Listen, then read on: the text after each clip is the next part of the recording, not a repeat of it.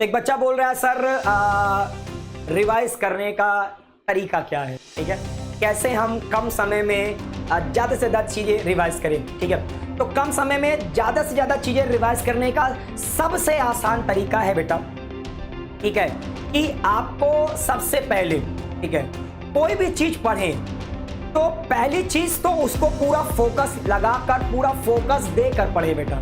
जब आप किसी चीज़ को पूरा फोकस देकर पढ़ते हैं तो पहली बात वो जल्दी आपसे भूलते नहीं हैं, ठीक है। जब आप भूलोगे कम तो रिवाइज भी कम करना पड़ेगा। तो पहली चीज़, हर चीज़ को एकदम ध्यान से, एकदम एकाग्र होकर आपको समझना है, ठीक है, तो आप चीज़ों को भूलोगे कम। और जब भूलोगे कम तो रिवीजन आपको बेटा बहुत ज़्यादा जरूरत पड़ेगी नहीं, क्योंकि आपको चीज़ें याद रहेगी।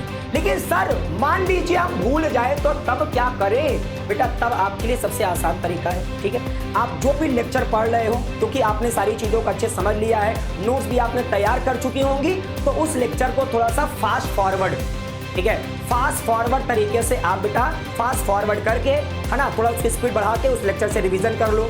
लेकिन मैं सबसे आसान तरीका आपको बताता हूँ रिवीजन करने का।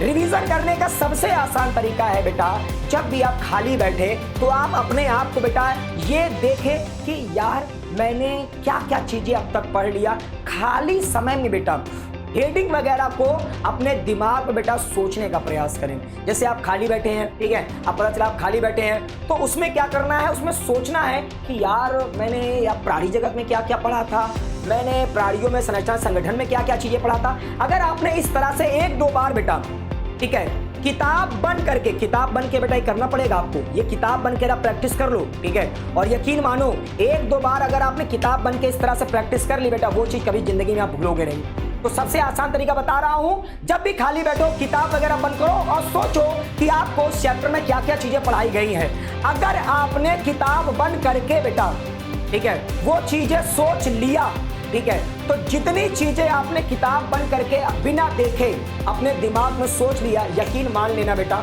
वो चीज आप कभी जिंदगी में नहीं भूलोगे, ठीक है। तो जब भी कभी खाली बैठा करो, चैप्टर सोचो और चैप्टर में सोचो कि भाई मैंने इस चैप्टर में क्या क्या चीजें पढ़ी थी।